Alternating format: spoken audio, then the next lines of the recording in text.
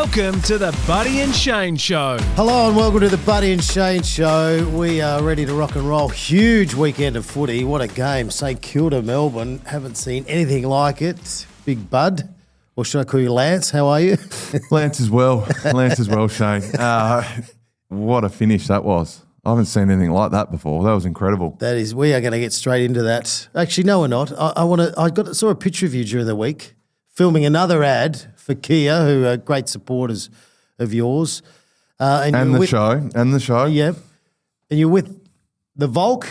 Yep. What's his name? Volkanovski? Yep. Alex Volkanovski. UFC? Yeah. Yep. I reckon I could take him. He's tiny. He's actually quite small. He's very small. I seriously think I could take him. I reckon you'd be 2 heads taller than him. But no, he's not that small. He's a good man, Volk. But no, it was great. We flew into Orange, and then we went to, I can't remember the little town, what it was called, but it was a beautiful little town. You flew to Orange, and then you drove. Then we drove out. In the Tasman Ute? Not in the Tasman Ute, but there was plenty of Tasmans there. But no, it was awesome. It was really good. Got the opportunity to do the ad with 7 or 8 other legends of their sports. It's always good to see. It's always good to see them. It is amazing. Yeah, up. I did have the honour of being a part of one, and then I've been sacked ever since. But anyway, it's nice that you get to do that all the time. You've got to call up. That's good, mate. That's good. And I got to have a ride in your car, which is nice when you dropped me off the other day. I tell you what, those Utes are looking good. Let's talk about the St Kilda match. This was incredible. It's a record-breaking comeback by St Kilda, 46 points, down at three-quarter time. And they get up over the Ds. It was a disaster for Melbourne. It wasn't good at all. You know, Hall was magnificent. His first year coming from Box Hill, he had a great influence in that last quarter, pushing on ball. Wanganeen Millera. Our man. 4 goals throughout the game. And what an impact that last couple of minutes he had. Oh, it's pretty incredible, isn't it? This guy is just delivering week in, week out now. Wow. Obviously, played a little bit half back, and then they put him into the midfield, and really he just changed the momentum of the game. Obviously, the 2 sealers, takes a hanger, and then goes in the centre, bursts forward, and then takes a mark, and then just kicks the goal, and that's what he does. So he's incredible. Been playing back, and then his goal kicking, it was so straight. Like his kicking is absolutely beautiful. His courage to mark the ball in the last 10 seconds, knowing that you could get smashed going back, but it was amazing courage. No one's talking about the courage that it takes to go back and just be full reach for a mark like that. But let's talk about the Ds quickly. You know, Clayton Oliver has a chance to at least score a point, totally slaughters the ball. We're not putting it on poor Clayton, and then St Kilda somehow find a way. They just, at a stoppage, they charge through the stoppage. They get the ball out. Wanganeen Millera takes an amazing mark, kicks a beautiful goal. There's 10 seconds on the clock, or even 8 seconds, and there's a 666 infringement. Can you believe it? Yeah. Because a lot of scenarios you train for it at training and through pre-season, you know, to ice the clock when a side's got momentum, what are we going to do? But I'm not sure they would have trained the last 10 seconds of a game like that when we don't have the ball in the middle of the ground. Well, I think the fact that it got to that point, really, they shouldn't have been in the game. They were getting absolutely smashed. Melbourne were all over them, and the fact that they let that game slip, I think it says a lot about what's going on at that club at the moment. I think the leaders, there's a few question marks on them. There has to be, because the fact that they let the Saints get back in the game and win, it's pretty embarrassing. It is embarrassing that it got to that point. Obviously, teams get momentum. St Kilda are all over them in that second half and in that last quarter. The momentum was their way. But at some stage, your leaders of the footy club have to step up at that point and go, you know what, they've got momentum. Let's slow the game down. Let's chip it around a little bit. Take a big deep breath, Croft. You know what I'm saying? And that's what you need to do. You know, like, how do you stop momentum? And we saw it with the Giants, who were amazing against the Sydney Swans. The Sydney Swans were very good, very much like Melbourne. Melbourne were very good.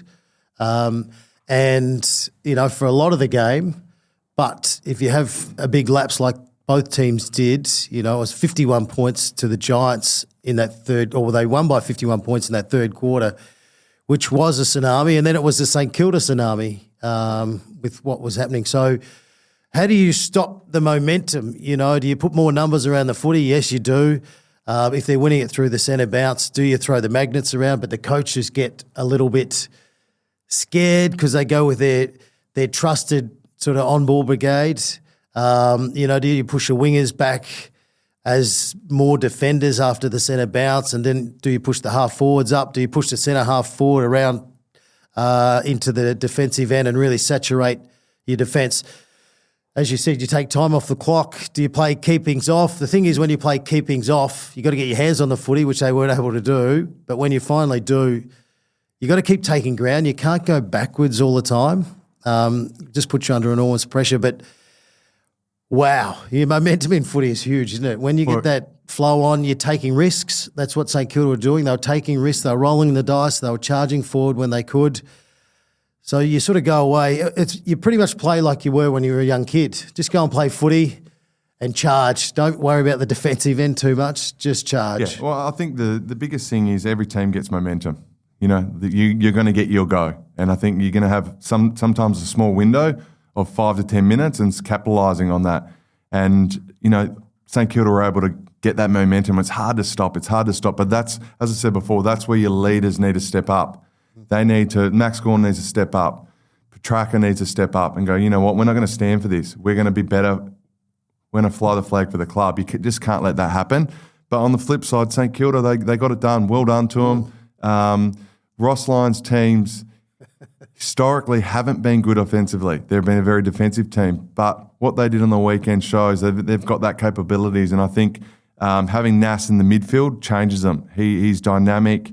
He's, as I said before last week, he's a top 3 player now. He's delivering, and he's a $2 million player, Croft, that's for sure. Oh, worth every cent, that guy. So well done. His kicking is incredible. And now he's goal kicking, and the stuff that he can also do through the middle. And when you look back, we've done a little bit of research. We've got notes everywhere today. It's on your page, not mine, mate. But the 2021 draft, so North Melbourne take Horn Francis. Western Bulldogs, Sam Darcy. This is an incredible draft. They're all unbelievable players. We love them all. The Giants take Finn Callahan. He's a jet. Collingwood take a guy called Nick Daicos in the father-son setup. Gold Coast take Mac Andrews, who's not anywhere near those players just yet, but he's got the contract. He's definitely got the contract. Adelaide take Rochelle, who's developing into a really good player. The Hawks have got Josh Ward. But at number 11, the Saints take a guy called Nasiah Wanganeen-Millera. What a pick. And I do remember seeing some of the footage of him before the draft, and his kicking efficiency was enormous. And he was picking off the really hard targets. And that was one thing that really stood out. And I suppose there might have been question marks whether or not he could get the fitness levels to where they needed to, or can he play different positions. But he could possibly be the best of the whole lot of that group. And that group they're going to be a huge bunch of Hall of Famers by the end of their career. It was known as the generational draft. They already said that before. They said that this draft will be one of the best. Even beat Hodgie's draft and Luke Ball and Juddy's draft. They said this one will be better. Even the Lance Franklin draft? Mate, that was average. But no, it is showing you that. Like, who are you taking as your number one pick if you had your chance right now to pick one and go, that's who we're going to build our club around for the next 15 years? I don't know. I need to sit down Mate, just think. Well, I've been a massive fan of Nick Daicos. Yep. And then Sam Darcy's gone through the roof this year. And then you got Nasiah Wanganeen-Millera, who I've loved all year, along with you. We've loved all that. Yeah. Well, that's right. So you could debate this all day. But it's so exciting. It's so great for footy that we've got players coming through who are going to be, they won't just be all Australian players. They're going to be the best players at their footy club. Some are already the best players at their footy club. Finn Callahan, he's a running machine. He runs like no one else. And that'll be the top 10 best players for the next 15 years, you think? Yeah. For sure. So it's where the AFL's in a good spot there with these players coming through. When you look at Daicos, Callahan, Darcy, Horn Francis, Wanganeen-Millera, amazing skills. They've all got amazing skills. Even Sam Darcy, both sides of his body for the size that he is. No, it's pretty amazing. The momentum of things, you obviously have a mental lapse. You sort of feel like we're going good 3/4 time. You just take your foot off just a touch. The other team gets a bit of momentum. They take risks. You don't have the composure you need. That's all okay. But there's two things that are really shitting me with coaches. Not all coaches, but... Are you naming a few? Or are we... Well, coaches? It's quite obvious. You just have to watch the footy, and especially in the last quarters, it annoys me. One thing that really annoys me is you kick a goal, you run off to the bench. That annoys me more than anything. A player gets some confidence about themselves, they're feeling good about themselves, and then you put them on the bench. Get out of here. But the second thing, and it happened on the weekend with Melbourne, the last 10 minutes of the game, you've got your best players on the interchange, Cozzy Pickett, last 5 minutes of the game, he's on the interchange. Jake Melcham, who's kicked goals and he's a very, very experienced player, he's on the interchange. Don't give me this rotation shit. Don't give that to me, because you do pre-season for a reason, to have a big fitness base to get through the games. And in the last quarter, you want your best players on, and it's about grit, determination, pushing yourself to the limit. Do not bring players off to give them a bit of a rest, okay? They've just got to fight it right through to the end. You want your very best players out there, and that annoys me more than anything.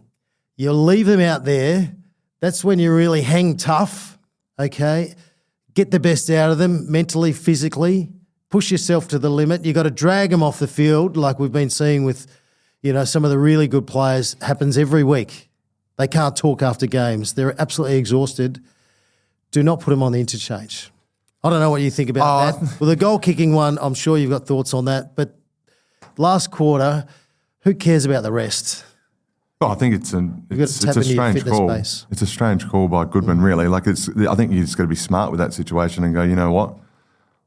We need to win this game. We're going to leave our best players on. And even if the rotation is a part of that, hey, your turn to come off. It's like, hey, no, we need to win this game and be smart about it too. That's where I think the leadership of the group, the captains, the senior players need to take that on and go, we're going to stay and we need to win this game. You're not coming off for a rest when the game's up for grabs. I definitely wouldn't have anyway. And he was, Cozzy Pickett was on for the last infringement, 666, and so he eventually gets back on the ground. But just leave your very best players, at least for the last 15 minutes of the last quarter. Leave them on. Let them fight it out and get on with it. Let's talk about North Melbourne. Gee, they've been disappointing. I tell you what, they're starting to lose me. I've been with them and with them and with them. But when you put up performances like they did on the weekend, and I'm okay with losing, but it's the way that you lose, and they just look so lost. And I just don't know how a side that's coached by Alistair Clarkson can look so lost. 100 points plus. They've had 11 first-round picks, and they played on Saturday night, including 8 top 10 picks, and yet they're still, I know they're developing, but they're still putting up performances like that. Second half of the year, I feel for the supporters. I think that aside, it doesn't matter. The draft picks they've got great draft picks.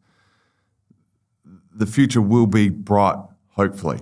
But, I've been a big supporter of North and Clarko, and then I see that performance on the weekend, and I'm like, well, what direction are they going? They're that far off. To let a guy kick 11 goals, running into open goals by himself, just it was pretty much laughing, pretty much laughing, Croft. And then you've got Dangerfield eating a souvlaki on the bench. You've got guys running to open goals. So it's sort of come on. Yeah. Lounging back, eating souvlaki, that's a kick in the guts for North Melbourne. I look at that and go, it's not good enough. It's not good enough. It's not good enough. And it's a long. They've got a long way to go. They've got a long way to go, North, and they'll be really disappointed. An absolute smashing, 100 points. And I totally agree with you. The way the goals were kicked, you want goals to be hard. You want there to be effort and pressure. Even if they're kicking goals, you want it to make it extremely hard. But Yeah, they just weren't setting up right. Something was missing. The midfield, you're getting smashed. I know they're missing a few players, but every team's missing players. I think that they've not happy. They've got the midfield's fine. It's the backs, it's the forwards. But for me, I look at the back line. I'm like, well, if you want to improve, play someone on Cameron. Yep. Sit on him. Yep. Just go, you know what? Your job is to go with him all around the ground and shut him down and play man on man, if that's the case. Because if you're going to play a zone defence or whatever it is, I don't know. Do you know what I'm saying? So when you were playing, which wasn't very long ago, and you've got a team playing zone defence, which is great because it's giving you space and lots of green grass to go and work your magic, even though it might be wide, but doesn't matter. And then you got a midfield dominating and kicking the ball in numerous times. Surely in your head you're thinking, what are they doing? Well, it's when a team's on top and got momentum and the midfielders are just streaming out and a team plays in front and assertive as a defender, happy days. Happy days. And if a team doesn't have pressure on them, that's when you can go into a selfish mode. Probably as a defender, you want to get closer to your man. But if you're getting told to play zone defence, get up the ground, it's a difficult place to be. And you do feel for the young North defenders. But at some point, I would have just went man on man and just play tight as possible and just sort of control it a little bit. But it just got out of control and Cats absolutely destroyed them. So there's a lot of work to go on at North Melbourne for the next little part. Well, yeah, I think everyone's under the microscope. The coaches are under the microscope. The players are under the microscope now, even though they had a good little block. But I reckon losses like this really, really hurt you. And then the recruiting becomes under a bit of pressure. So they're a definite watch. Let's hope they can finish off the season highly competitive. One, for their supporters. Two, to give them a bit of confidence launching next year. And then, yeah, they've got to get to work. Jeremy Cameron, 100-goal watch. Can he do it? He needs 31. He's got some games to come at Port Adelaide, Essendon, Sydney and Richmond, and then he'll play at least 2 finals. So he could be the first player since a player called Lance Buddy Franklin in 2008. Do you think he gets there? Kicked 100 against the Blues. Good night. Enjoyed being there watching that. Do you think he gets there, Shane? I don't think he does. No, but I want to believe that he might. Well, he loves playing in Geelong, and when he plays at Geelong, I reckon he averages 5 goals a game there. He is incredible. So I think he's got a couple games down there to go. Yes. So you lock in. There's 10 to 12 in 2 games, so six goals a game. Okay. I don't know. It's going to be difficult to do, but I wrote him off a few weeks ago. Said his groin's gone. The season might be over. No, but what a season he's having. He's kicked 70 goals. There's 4 games to go. You think he could end up with 90 goals for it. It's an incredible feat. So good, well done, Jezzo. Keep going well. Hopefully you can get there. Cats make the grand final. He's on 99 going into the grand final. Hey. Harder to kick multiple goals in finals against the good defences, but fingers crossed he can get there. He's so negative, No, I'm just being realistic. We know you don't want him to kick 100. But we'd love him to get there, but, it's going to be a difficult thing to do. If he gets there, Buddy Franklin I'll run on if he gets there. I'll run on with a Geelong jumper on. There you go. Hey, and carry him off. Yeah, carry him off. Gets even better. Toby Greene versus the Swans. His halftime comments about Papali being overweight. I love the way that Toby Greene goes about it. Even if he's got a friendship with players that he comes up against, he just wants to win at all costs. He's got that ingredient that I think some really, really good players have, where win at all costs, regardless, even if you're playing, you get best mate. But what did you think about those comments? Because he said what he fired them up at halftime. Well, he said what he said, but they backed it up, Croft. Yeah. And that's what I like. He said what he said. They were down by 4 or 5 goals. Swans had all the momentum. Gets interviewed at halftime, says what he says. I don't agree with what he said, but he said it. It is what it is. But, you know, he went into that change rooms. Yep. They obviously had some big bloody chats in there because they came out and absolutely bullied Swans. And, you know, like they showed them how to play a man's game. And there's no doubt about that. They put the big man's pants on and absolutely showed them how it's done. Well, they won the third quarter by 51 points. Yep. 51 points. And you got to understand it's not – it was against a team that was playing really well. Sydney have had their mojo back. They're feeling good about themselves at halftime. They wouldn't have switched off totally. But it was this tsunami and this team that you said could possibly win the flag, and you've been with them for a long, long time. You know what they're capable of, defensive, midfield, also forward. Wow, that was scary to watch. Callaghan flying through the middle. Well, he got them going. That first goal he kicked got them going. And they were still trying to put some close attention into him too, so he just got on his bike and got moving. Players like that, Callaghan, Nas, they're untaggable because they've got burst out speed from stoppages, and I think it's hard to stop that. But yeah, they kicked 9 goals in the third quarter to really just stamp themselves on the game. But it was their mids inside went to work, the contested ball, then they got it forward. Their forward line's stacked with absolute weapons all around the ground. It's just a matter of getting in there. And once they get the opportunities, they couldn't miss. They could not miss. But I think everyone looking at that game now will be going, GWS, at their best, I think are the best team in the competition by a small margin. Yes. But I think with what's happened in the last few years, with them falling just short, I think this is their year, Giants, and I think they can get it done. Massive. Well, when you look at all the teams in the top 8, you can pretty much make a case for all of them. Like this year is so even when it comes to winning the premiership. I can make a case for nearly every team. Even the Hawks, where people have sort of written off a bit, they're starting to get a couple of A-graders back into their team. You know, Fremantle, all of a sudden look like they're getting their mojo going. Collingwood have been managed beautifully all year. Geelong are just starting to step up, and you know they're going to be in top 4, especially with the games they got on the way home. The Giants, who are now turning into the giant killers that they were last year when they were up at Let's be realistic. I think there's 2 teams in it. No. 2 to 3 teams in it that are going to do damage. I think Collingwood, even Geelong, the Bulldogs Giants, could come. You've written them off. I've written them off. I think these 3 teams, Geelong, Pies, Giants, I think it will be a Giants-Geelong grand final. Around that, or Collingwood Giants. That's what I'm thinking. They're just a little bit better. That's what I think to the other teams. I think they've just got something a little bit different. They've got X factors. You've got Daicos. Yep. You've got Cameron for Geelong. And Giants, you've got Hogan up forward. You've got Callaghan. So they've just got something just a little bit different to the other teams, I feel. And I think, obviously, Collingwood being at the MCG, they're going to be hard to beat too. Well, I disagree with you. But who do you think? I still think it's wide open. Okay. I really do. And you know what? Daicos, You've got to be in the top 4. He's going to get one of the best shutdown players, heading into the finals.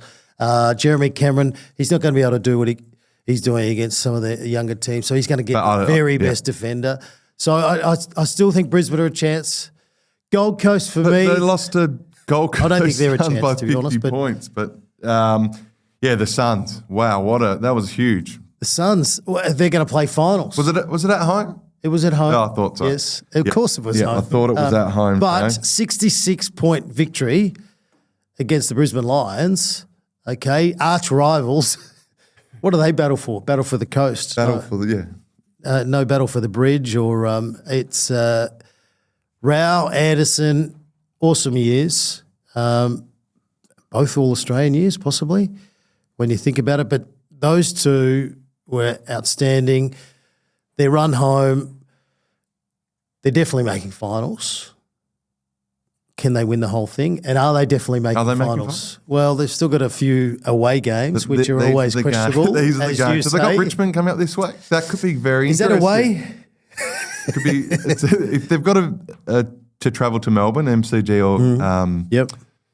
What is it, Etihad, or is it Colonial? What is it? Marvel, it changes all the time. Yeah, but I think Marvel at the moment. They should play finals. And to beat the reigning premier by over 50 points in the wet, mind you, it's a pretty incredible performance. So they just got to, the thing for me, as I've always said to you, they're great at home. They need to travel away, and they need to win when they go away in the next few weeks. But I think, it would be awesome. As I said, it would be awesome for football if they can get in and play finals. Yeah. No, it's been good, and I'm still a true believer. So keep going, get yourselves into the finals. The Lions, are they in trouble? Seems like you think they might be. Well, will they struggle to make the top four? They've got to win at least 2 of their last 4 games. They've got the Pies at the MCG. They've got the Swans at the Gabba, which lock in. Fremantle in Perth, and then they've got the Hawks at the Gabba. Well, that loss on the weekend could come back and bite them. They should have come down here and beat Suns. Mm-hmm. Everyone has a bad week. I know everyone's got a bad one, but for what you're playing for and you know what's coming, like it's not going to be easy. They're going to, as you said, Pies at the MCG, that's going to be a very, very hard game. Then Swans at the Gabba, that's the one they should be marking down to get the win there against them. Freo and Perth's going to be really hard, and then Hawks at the Gabba. I don't know. They quite possibly not make finals. What? No. Well, they're not going to be handed to you. Brisbane are a very good team. Okay, I'm just saying, don't be surprised if they miss. I'd be very surprised if they missed. I'm just saying. I think they've got different gears to a lot of other teams. I think Pies will beat them at MCG. I think Swans will come up here. Swans have got no chance against Swans will come up here and have a red-hot crack. Yeah, they'll try hard and lose. Yep. Okay, we'll see, mate. Well, I just think that don't be surprised if they miss finals. And then who are they going to? Sorry, Fags. Then they've got Freo in Perth. That's not going to be easy. That's what I'm saying. We've said it, but... And then Hawks at the Gabba. The travel won't worry the Hawks too much. Maybe you are making a bit of a case, but once again, I'm against you today. Charlie Curnow. Here we go. This is going to be good. Charlie Curnow said, I'd like to go to the Swans. Well, he hasn't actually said it. It hasn't come out of his mouth, but that's the noise. Well, firstly, do you think it'd be good being a professional sportsman living on the Gold Coast and having that type of lifestyle? And what do you think about him? You know, he's a bit of a country lad. Do you think a different way of life might suit someone like him? Is the bubble just an excuse to get out of there because they're losing? Well, that's what always happens. When the teams are struggling, you know, players are always a little unhappy. I need to get out of here because we've only won 4 games. But no, I think you'd be stupid not to look at it. If that's a lifestyle change he wants to have, then he's a surfer. But maybe he's come out and said he wants surfing with you. He's come out and said he wants to stay there. So you can only, and he's contracted, so he's staying there. I think that's what all the players do. You know, they say no, we're very happy. As if Carlton are letting him go. Let's be honest. Coleman medalist, you're not letting him go unless he comes to them and says, I want out, and then they just can work a deal with hopefully Swans. I think every player should be up for trade these days. You know, I know you have your very best players, and like realistically, you think, no, we're not going to let him go. But you've got to consider everything that's put in front of you. I think we'll definitely have up number 23 waiting for him if he wants to come to Swans. That's for sure. Fingers crossed. Well, Sydney wouldn't be bad. Yeah, number 23. It's a good number. And what about your man, Luke Beveridge? I reckon he listens to this pod and just goes, you know what, F you, bud, I'm going to... Liam Jones didn't play on the weekend and, you know, but then again, how did they go? They went pretty well. They went pretty well, but it's a weird one, isn't it? Jones comes in, plays well, does pretty well against the resting ruckman in Brisbane. I thought he competed well, and as I was saying, like his closing speed, his pace... Looks like he hasn't lost anything, but, you know, the coaches are the ones that watch the behind the goals vision. They see everything, and obviously we're not seeing what they're seeing. So you back in Bevo with what they're saying and what they want out of him. And they're saying he was dropped, but maybe it was like, mate, we're just going to leave you out this week. And the reason we're doing that is because of this and this, and you pulled up a little sore. Wouldn't you want to cash in and feel good about yourself, have a huge win as a defender that's been in and out of the team or hasn't even got to go, comes in for 1 week, played pretty well, and then gets dropped against the worst team, against Essendon? When you go, here, come in, we're going to play, build your confidence up, feel good about yourself, having a big win, and then grow from there. That's what I would have done. But anyway. We're not coaches. We're not coaches. We're not brave enough. We're not brave enough, so. Nick Daicos. Not a bad player. Yep. He was incredible on the weekend. So was his brother. His brother's red hot too. Actually, who would be winning the Collingwood Best and Fairest? It might be Josh Daicos. No. You don't think? Nick. You reckon Nick would be? Josh Daicos has had a very good, consistent year. Who's winning the Brownlow in votes? Well, you would think that Nick would be favourite right now. No, I think they're both absolute weapons, aren't they? Josh has had an incredible year and Nick's doing what Nick does. Just no one puts any time into him. He just runs his own show. He's just incredible. That's another thing that annoys me. You just let the very best players run free. Like he kicked an amazing goal on his left. He pushed hard forward. He was front and square, exactly where you tell everyone to go if you want to get a kick at playing AFL footy. Be front and square to the contest, get your timing right. He was there all by himself. No one on him. Runs around on his left from the pocket, kicks a beautiful goal. He must just think, how good is this AFL footy? You get to run around. Most of the times you don't have contact, you don't have an opponent. He's just having kicks in front of a big crowd. He'd be like, how good's this, playing AFL football, not one man coming near me and putting any pressure on me? But we spoke about this earlier in the year. I said, when you play Collingwood, you need someone on Daicos all the time. Be physical with him. Get in his head a little bit, give him something a bit different. But put some pressure on him. But, but the thing is, his work rate gets him all this. Yes, we can't underestimate his work rate to contests. He moves across the ground as good as anyone. And his work rate makes him be the player he is. And 40 goals, 40 goals. 42 touches. 42 touches, 3 goals. There's only 2 other players that have had stats like that. One is, see if you can guess. He was a Hawthorn great, one of the all-time greats. Brent Guerra? Was it? I think that's the funniest thing you've ever said. We know who it is. Lethal Lee Matthews, yep. And then there was a player from Geelong who you played a lot against, and he was a pretty good player. Ablett. That's right. Gary Ablett Jr. Well done. You've won a prize. Thanks, mate. What is it, a Tasman? A date with Brent Guerra. There you go. The Goo Man. The Goo Man. No, that's also there's one other thing I wanted to ask you. Oh, no, the race for the Rising Star. It's really heating up. I think, normally it's pretty clear who should win, but this year you've got Dan Curtin on fire for Adelaide. Adelaide are airborne. Murphy Reid. That was a huge game by him on the weekend too. He's had a very underrated year. Now we're starting to pump him up, but his efficiency with the footy and his football smarts, you know who he reminds me of? Gray. What? You said Gray from Port, didn't you? How did you know that? Robbie Gray. We speak about this kind of stuff on the show all the time. I don't think I've mentioned it on the show before. You have. Maybe I've mentioned it. We've spoken about it, mate. Really? I can't remember. No, maybe I said it to you. No, we spoke about it on the show, mate. Just remember this young kid reminds me of Robbie Gray. Yeah.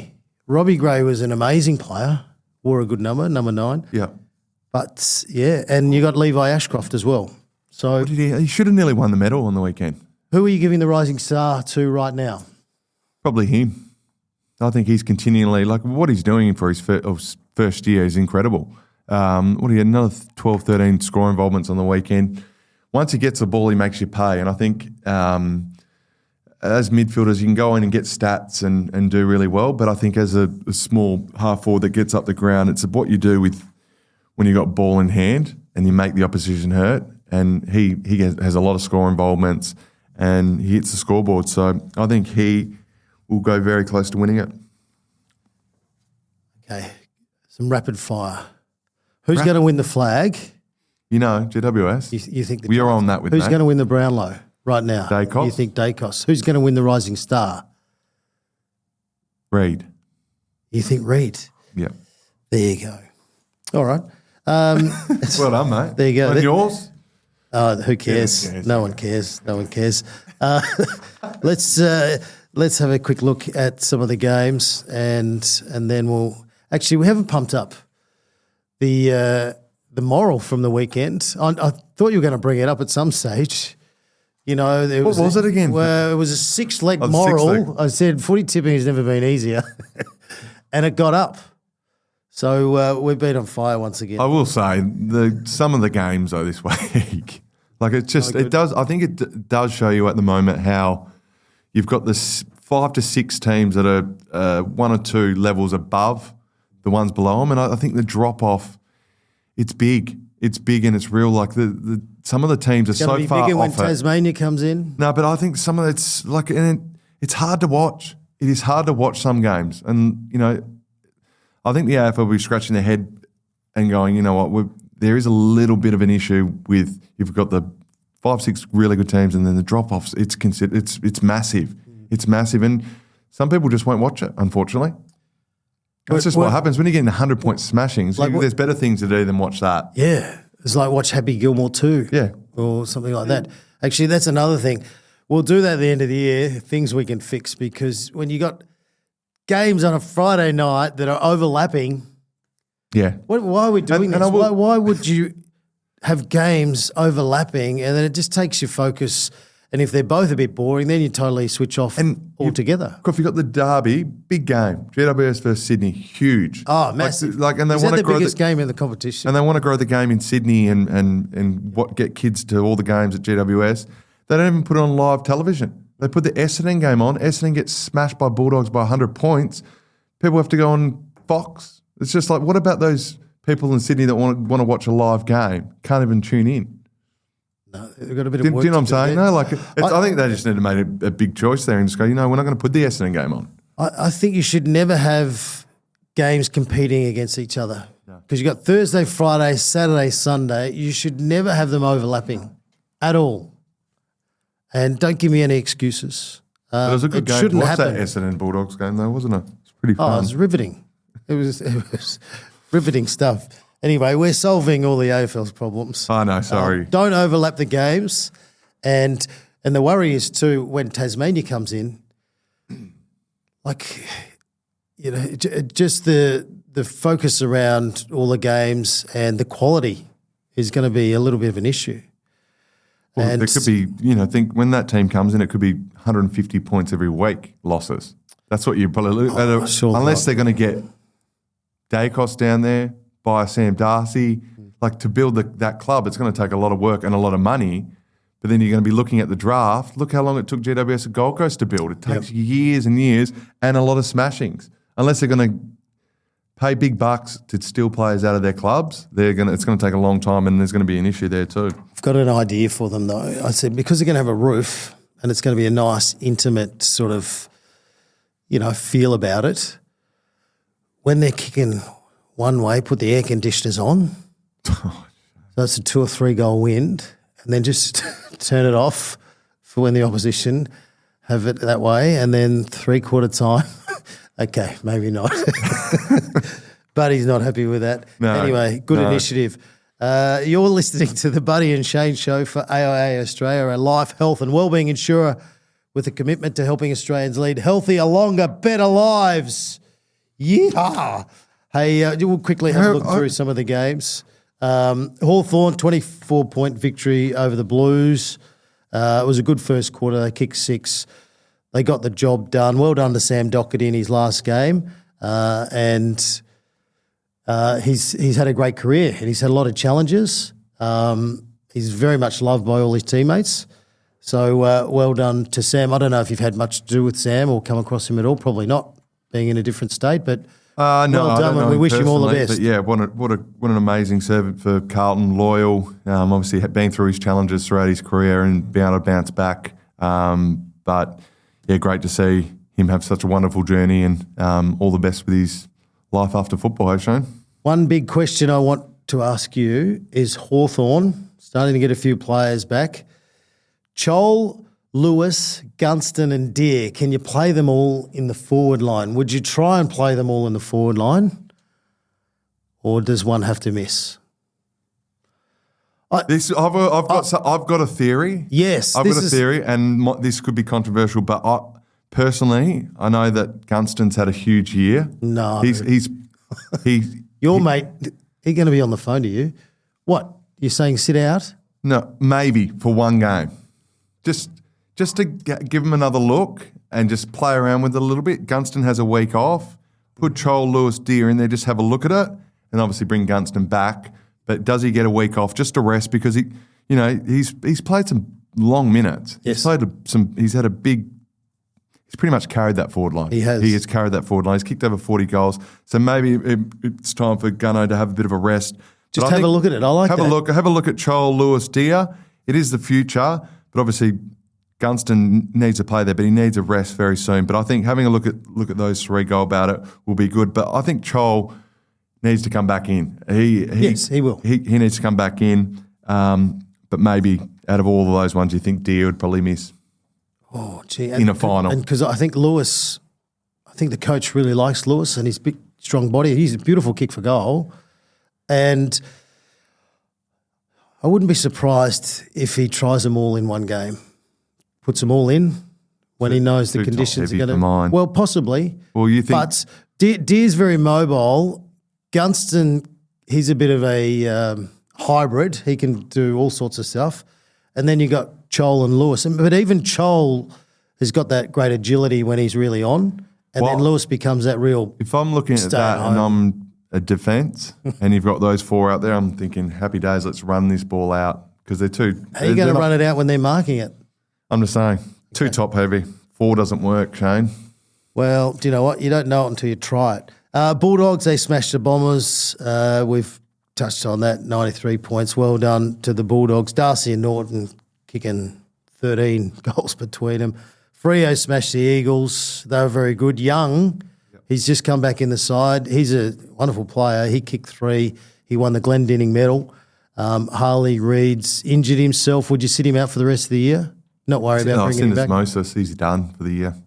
You reckon he's definitely done? Dr. Franklin, he's got syndesmosis, so he's definitely done. Has said he's out. Over for the year.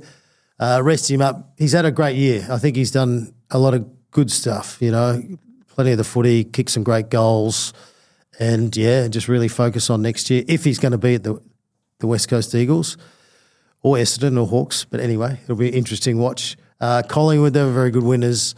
The Saints, they had a good win. We spoke about Geelong. We spoke about all of them. But there you go. So there was a lot from that weekend, wasn't there? There was, but I think it was not an amazing round of footy, let's be honest. There's a lot of smashings. Obviously, it finished well with the Saints game. Early in the week was good with the Hawks. Sydney games were impressive to watch, but I think there was a big drop-off. Obviously, the better teams played the worst teams. Yes. The teams down the bottom. But it was the viewing of it wasn't amazing. No, and it's never going to be. And that's the thing. You sort of somehow have got to find a way that because rather than checking out for those teams down below and they start giving some opportunities for some young guys just to find out a little bit about them, we've got to find a way that we still make the season, you fight right to the very end. I don't know how you do that or whether or not it's a money incentive to I don't know how you do it, but you want the season to be fought out, especially from the sides down low. And you want to keep the competition nice and strong and next healthy. year too. I think especially if you're a rebuilding club, these are very important games for you because you want to make sure that you're going in the off-season building something. If you're getting hammered, 100-point losses, and you're going in the off-season, you're like, where are we at? I think if you build a little bit of momentum, hopefully win a couple of games in these last 4 games, then you go, okay, this is a good little stepping stone for next year and into our pre-season. But, it was a weird round of footy. I think there's some big games coming up this week, which will be really good. We love the 11 goals. We loved all that. We love the St Kilda showing a bit of fight. We love Wanganeen Miller. So there's always... Daicos. We love Daicos. Darcy. We love footy. We love footy. We love footy. That's been good. Have a great week. Do I get my young star of the week? Oh, actually, yeah. You know what? Wow. Come, mate. Look at me. I'm hosting. I've just cut me eliminated off. your young star of the week. It is time for... Buddy's Young Star of the Week for the Kia Tasman. Here now. Jake Soligo. Yeah. from Or Crow. Soligo, however you want to say it. Soligo. You say Soligo, I say Soligo.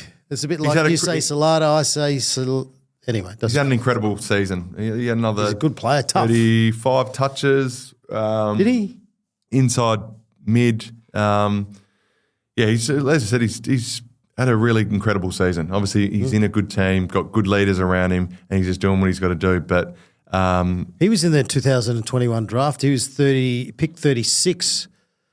So he can slot into that big list that we've already had with Horn Francis and Darcy and Callahan and Daicos. But he's got a bit of go on him too. Yeah, I think Jake. they've got a good mix. Obviously, having his captain next to him inside with Dawson, he can just go about his business, go and win the ball, get it out to the other mids. He's been awesome. So, what a position to be in as a young kid coming in. Obviously, play, as I said before, play with leaders, but know that you're going to be playing deep into finals. It's a great place to be, isn't it, Rolf?